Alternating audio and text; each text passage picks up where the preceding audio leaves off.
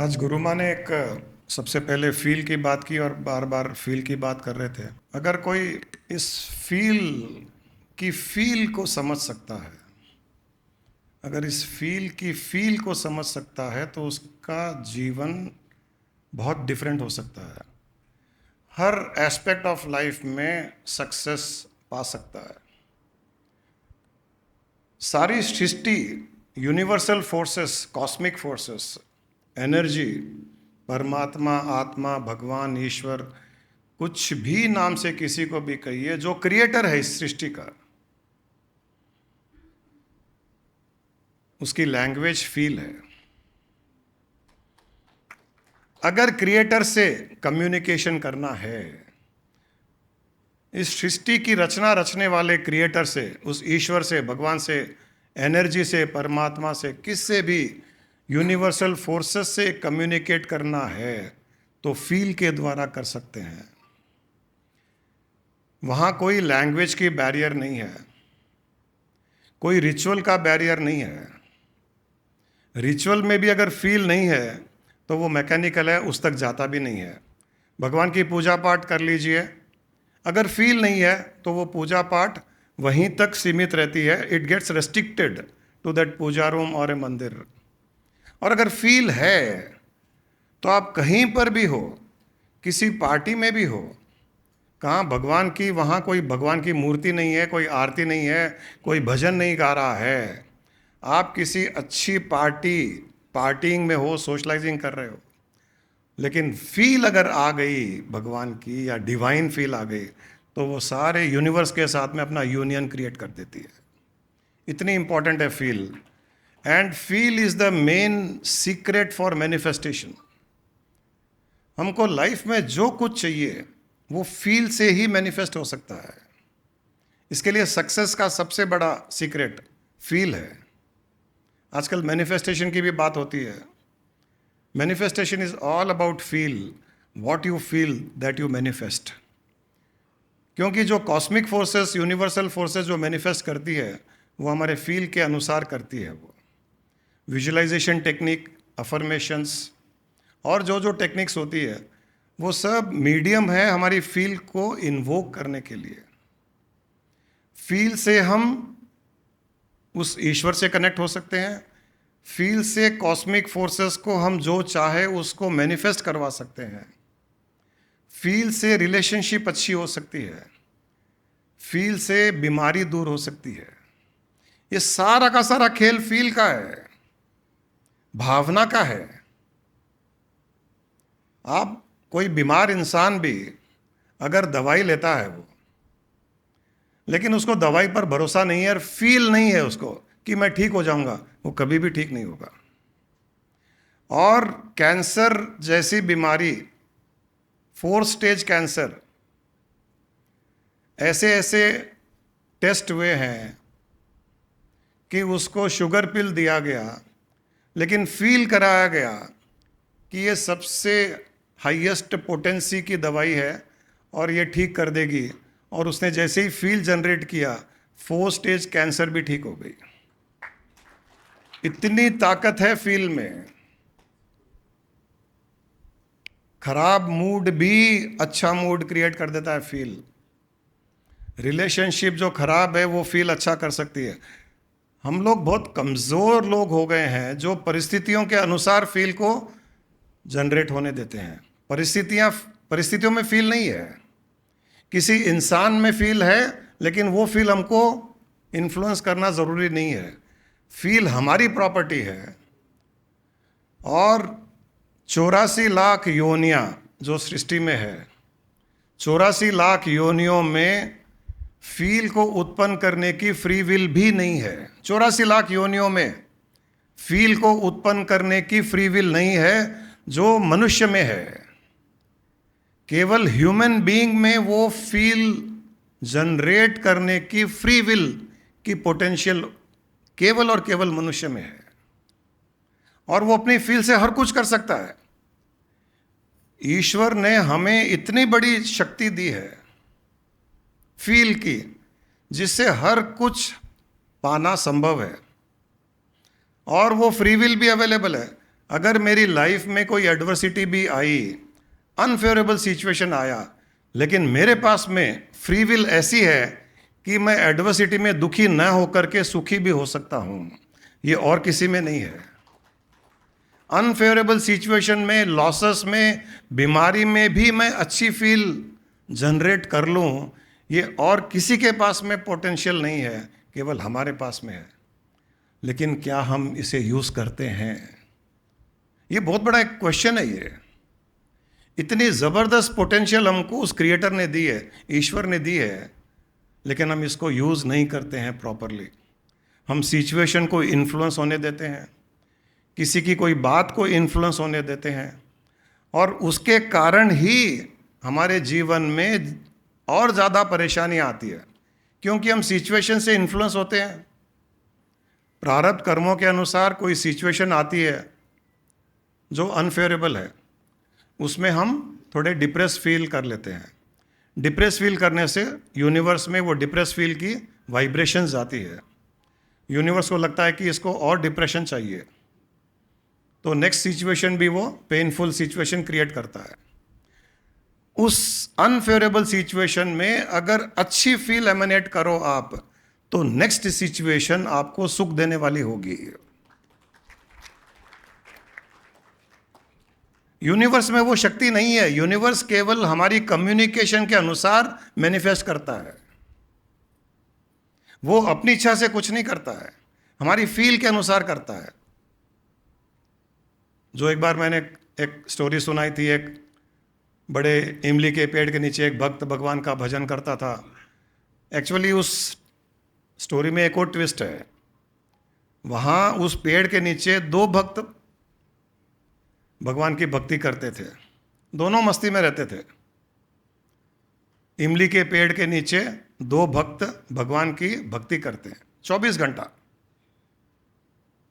तो एक बार जब नारद जी वहाँ आए, तो दोनों ने नारद जी से कहा कि आप भगवान के पास जा रहे हैं? बोले हाँ। तो बोले आप भगवान से पूछना कि हमें दर्शन कब देंगे। बोले ठीक है, मैं पूछूंगा। नारद जी गए, भगवान से पूछा कि दर्शन कब देंगे। वो दो भक्त इमली के पेड़ के नीचे जो भक्ति करते हैं, उनको दर्शन कब देंगे? तो भगवान ने कहा कि उस इमली के पेड़ में जितने पत्ते हैं, उतने पत्तों के जन्मों के बाद मैं दर्शन दूंगा।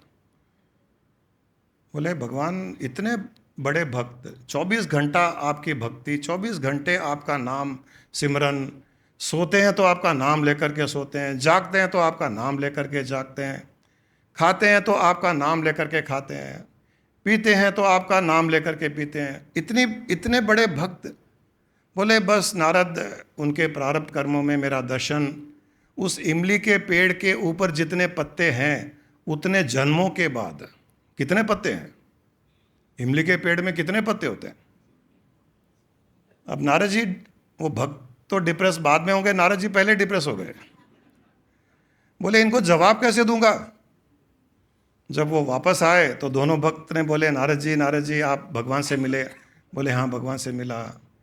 बोले भगवान को पूछा आपने दर्शन कब देंगे? बोले हाँ पूछा। भगवान ने क्या जवाब दिया? बोले भगवान ने कहा दर्शन देंगे। बोले कब देंगे ये बताइए। दोनों एक साथ में पूछ रहे हैं कि दर्शन कब देंगे बताइए। तो अब नारद जी को पता था कि ऐसे बोलूँगा कि इस पेड़ पर जितने पत्ते हैं उतने जन्मों के बाद, तो दोनों शायद वहाँ फांसी लगा कर लटक जाएंगे, सुसाइड कर लेंगे, कोई भी भक्त डिप्रेस हो जाएगा ना। तो बोले देखो भगवान ने बोला, अब धीरे धीरे भगवान ने बोला है दर्शन देंगे भगवान, और भगवान ने एक बार बोला है तो ज़रूर देंगे। बोले वो सब छोड़िए, कब देंगे ये बताइए। अब वो क्या करेगा, नारद जी क्या करेंगे? बोले देखो इस पेड़ पर जितने पत्ते हैं उतने जन्मों के बाद में भगवान दर्शन देंगे। एक भक्त इतने जन्मों के बाद में दर्शन देंगे। मैं जीवन भर भगवान की भक्ति किया, भगवान के नाम के अलावा किसी का नाम नहीं लिया, सोते उठते केवल और केवल भगवान की भक्ति किया, और भगवान इतने जन्मों के बाद दर्शन देंगे। वो डिप्रेस हो गया, डिप्रेस होकर के चला गया। कोई फायदा नहीं है भगवान की भक्ति करके। सब बेकार गया। इतने सालों तक भगवान की भक्ति की, परिवार छोड़ा, बिजनेस छोड़ा, बच्चों को छोड़ा, संसार की माया को छोड़ा, अट्रैक्शन छोड़ा, और भगवान कहते हैं कि इतने जन्मों के बाद दर्शन देंगे, ये भक्ति वक्ति सब बेकार है बोल करके वो चला गया। दूसरा भक्त नाचने लग गया, कूदने लग गया, और भगवान का नाम लेकर के भजन जोर जोर से गाने लग गया। नारद जी ने सोचा, एक डिप्रेस होकर चला गया, एक पागल हो गया, क्योंकि इतने जन्मों के बाद दर्शन देंगे, नाचने लग गया मतलब पागल हो गया। इतने में सामने भगवान प्रकट हो गए। एक दिव्य वातावरण, चारों तरफ डिवाइन ऑरा, जो शंख की आवाज, पीछे वीणा। आपको पता है पिक्चरों में कैसे दिखाते हैं, टीवी में कैसे दिखाते हैं जब भगवान प्रकट होते हैं, प्रकाश ही प्रकाश। ऐसा खाली पिक्चरों में होता है। तो भगवान सामने प्रकट, नारद जी आश्चर्यचकित, और वो भक्त तो भाव विभोर हो गया, भगवान के चरणों में गिर गया, रोने लग गया। भगवान ने गले लगाया। नारद जी ने बोला, भगवान आपको झूठ ही बोलना था तो मैं ही मिला क्या?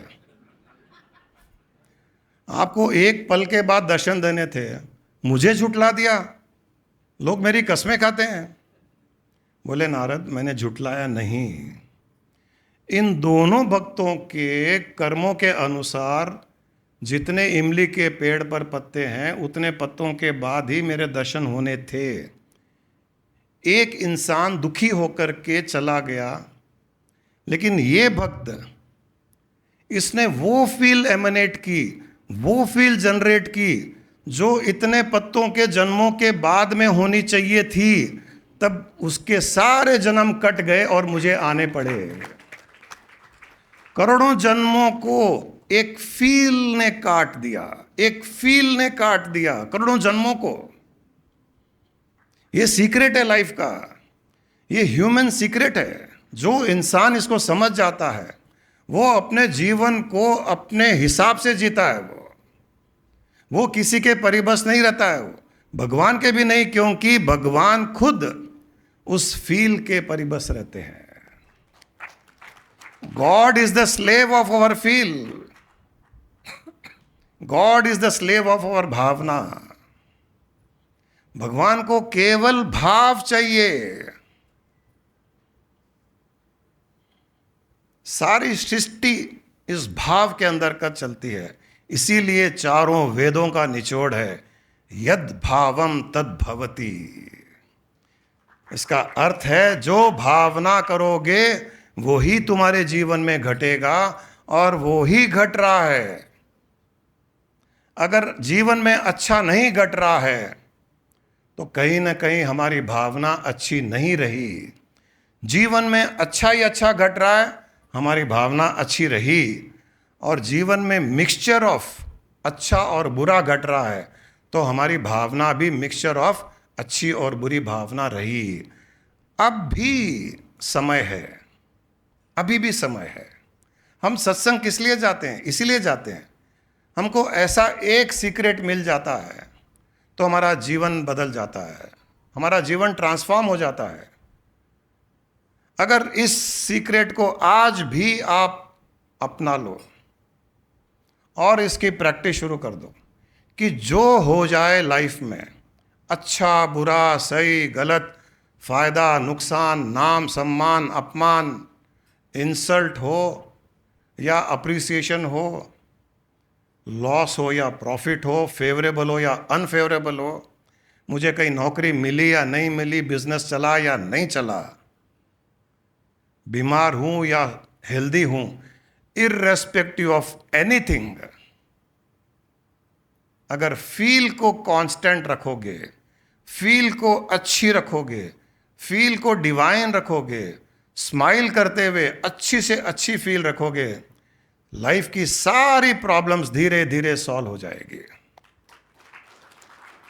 होनी पड़ेगी, होनी पड़ेगी। प्रॉब्लम्स के पास में इतनी ताकत नहीं है कि हमारी फील के सामने टिक सके। थोड़ा टाइम लग सकता है, आपको थोड़ा पेशेंस चाहिए, लेकिन धीरे धीरे वो सब होने लगेगा। वो सब होने लगेगा जो आपके लिए अच्छा है। गुरु माँ ने अभी अच्छी बात कही थी कि बर्थडे के टाइम में इंडिविजुअल प्लान से बेटर कॉस्मिक प्लान था। हमने भी नहीं सोचा कि इतना अच्छा सेलिब्रेशन हो जाएगा, लोग आएंगे। सो कॉस्मोस ने ऑलरेडी प्लान किया था। हमने हमने उस प्लान को छेड़ा नहीं, हमने केवल फील अच्छा जनरेट किया, अच्छी फील रखी, तो कॉस्मोस अपने प्लान के हिसाब से उसको एग्जीक्यूट कर पाया। कॉस्मोस के पास में हमारे लाइफ के वेलबींग के लिए अच्छे प्लान्स हैं। हम इंटरफियर करते हैं, हम नेगेटिव सोच करके इंटरफियर करते हैं, हम डिप्रेस होकर के इंटरफियर करते हैं, हम डिसअपॉइंट होकर के इंटरफियर करते हैं कॉस्मिक प्लान में। Otherwise cosmos is ready because we are born to enjoy life. हम लोग सफर करने के लिए पैदा नहीं हुए यहां पर। लोग गलत बोलते हैं, गलत मानते हैं कि मनुष्य योनि केवल और केवल दुख भोगने के लिए। नहीं, ये गलत है। मनुष्य योनि सुख भोगने के लिए है, मनुष्य योनि आनंद को भोगने के लिए है। इसके लिए मनुष्य सच्चिदानंद को प्राप्त कर सकता है, केवल और केवल मनुष्य।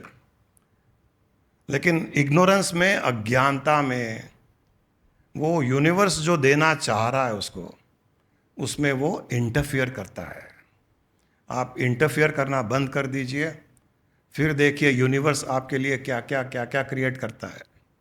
कोई ज़रूरी नहीं है कि हमको हर चीज़ हमारे इंटेलेक्ट के हिसाब से मिले, बट यूनिवर्स विल गारंटी कि आप हर पल खुश रहो। आपके लाइफ की परिस्थितियां ऐसी होगी, चाहे झोंपड़ी में भी रहो, जंगल में रहो या महल में रहो। वो तो हमारा इंटेलेक्ट एक बेंचमार्क बना के रखा है कि महल में रहूंगा तो खुश रहूंगा, झोंपड़ी में रहूंगा तो दुखी रहूंगा, मर्सिडीज में जाने वाला सुखी है, रिक्शा में जाने वाला दुखी है। ये हमारा इंटेलेक्ट है, एक्चुअल में ऐसा नहीं है। रिक्शा वाला बहुत ज़्यादा सुखी है मर्सिडीज वाले से। चौरस्ते पे भीख मांगने वाला बहुत ज़्यादा सुखी है। जो भीख देता है उससे ज़्यादा भीख लेने वाला सुखी है। उसको भीख देने का ईगो भी नहीं है। वो भीख देने वाला तो ईगो में, कर्मों में फंस करके फिर जन्म लेता है।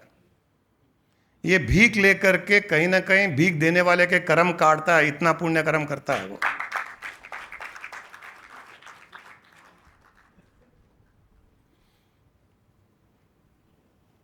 Start working on the feel. शब्दों का कोई अर्थ नहीं है, सिचुएशन का कोई मतलब नहीं है, किससे डील कर रहे हैं कोई मतलब नहीं है, किस प्रोफेशन में है, किस बिजनेस में है, एज क्या है, कोई अर्थ नहीं है। अर्थ है केवल फील का। खाली फील पर वर्क कीजिए, भावना पर वर्क कीजिए। हर पल highest feel irrespective of situation. जो मैं बार बार कह रहा हूं, हमको एक आदत पड़ी हुई है कि जो सिचुएशन होती है उसके हिसाब से हम फील करते हैं। सिचुएशन में फील नहीं है, न किसी दूसरे इंसान में हमारी फील को डिस्टर्ब करने की फील की ताकत है, वो भी नहीं है, किसी में भी नहीं है। किसी वर्ड में, किसी शब्द में हमारी फील को डिस्टर्ब करने की ताकत नहीं है। हम डिस्टर्ब होते हैं, ये अलग बात है। किसी ने अगर गाली दे दी, किसी ने क्रिटिसाइज कर दी, हम डिस्टर्ब हो गए, वो हमारी कमजोरी है। वर्ड में ताकत नहीं है, क्योंकि बहुत से संत ऐसे हुए हैं जिन्होंने ये प्रूव किया है कि लोगों ने ऐसे ऐसे वर्ड, बुद्धा, उनको कितना क्रिटिसिज्म, कितने किंगडम में उनको एंट्री नहीं, लोग उनके मुंह पर गालियां देते थे, बुरा भला बोलते थे, वो केवल स्माइल करते थे, आंख बंद करके बैठे रहते थे या आंख खोल करके उसको देखते रहते थे, डिस्टर्ब नहीं हुए। ही हैज प्रूव्ड कि शब्दों में ताकत नहीं है, वो तो हमारी फील में ताकत है, जो हमने हमारी फील को खराब कर लिया और नेगेटिव फील में ले चले गए। हमसे बाहर किसी भी इतनी ताकत नहीं है कि हमारी फील को डिस्टर्ब कर सके। अगर आप चाहो तो एक संकल्प कर लीजिए। मैं सही कहता हूं, एक संकल्प आपके जीवन को बदल सकता है। संकल्प यह है कि आज के बाद चाहे जो कुछ हो जाए जीवन में, मैं मेरी फील को हाईएस्ट पॉजिटिव और खुशी वाली रखूंगा और कुछ नहीं। ये संकल्प, वो भीष्म पितामह माँ वाला संकल्प, मर जाऊं वचन जाए, जान जाए पर वचन न जाए, ऐसा वाला संकल्प। कुछ भी हो जाए, मैं मेरी फील को डिस्टर्ब नहीं होने दूंगा। मेरी फील हरदम हाईएस्ट रहेगी, खुशी वाली रहेगी, हैप्पीनेस की रहेगी, ब्लिसफुलनेस की रहेगी, irrespective of situation and circumstances. कोई कुछ भी बोले, मैं खुश रहूंगा। कोई क्रिटिसाइज करे, मैं खुश रहूंगा। मेरी नौकरी चली जाए, डांस करूंगा। बिजनेस में लॉस हो जाए, उस दिन गुरुजी गुरु माँ को पार्टी दूंगा।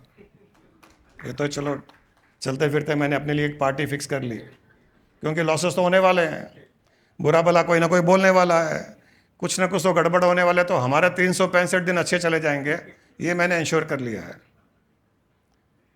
बट सही कहता हूँ, we have experienced, we lived it, and most of the enlightened saints have lived this feel. आप इसको पकड़ लीजिए, इसके साथ में जिए, और इसी फील के साथ में भी प्राण त्याग दीजिए। आपका कल्याण होगा।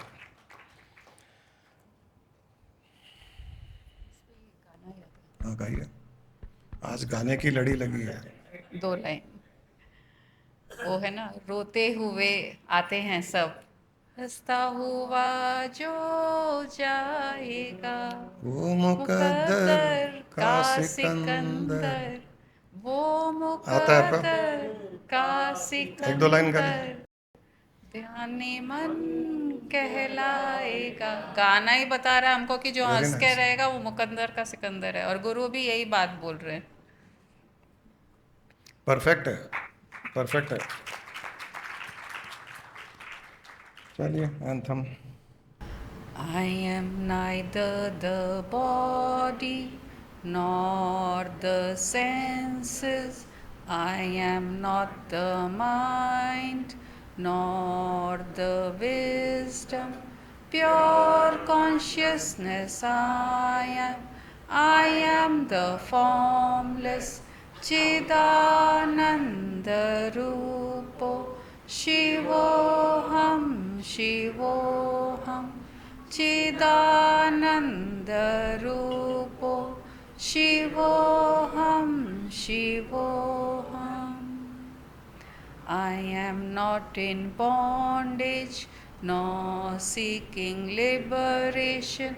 I am not in tension nor in the stress. Pure consciousness I am. I am the formless Chidananda Rupo. Shivoham, Shivoham. Chidananda Rupo. Shivoham, Shivoham.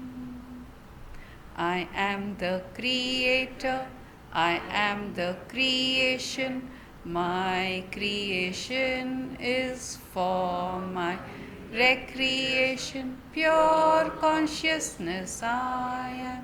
I am the formless Chidananda Rupo. Shivoham, Shivoham. Chidananda Rupo. Shivoham, Shivoham.